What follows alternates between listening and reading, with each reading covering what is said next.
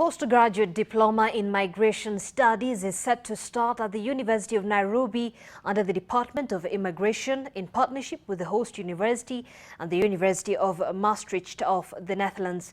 The Principal Secretary in the State Department of Immigration, retired Major General Gordon Kihalangwa, officially launched the first cohort. The aim of the program is to improve national and regional immigration management.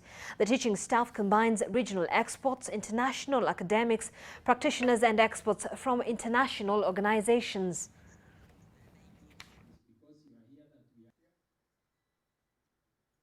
Our inability not to understand migration properly will actually bring a security challenge. And the security challenges exist today. What is therefore happening? There is falsification of documents.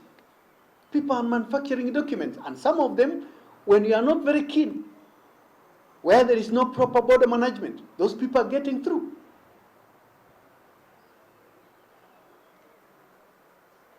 Human trafficking is rampant in the region. Of course, conflict to a certain extent has contributed to a number of these things.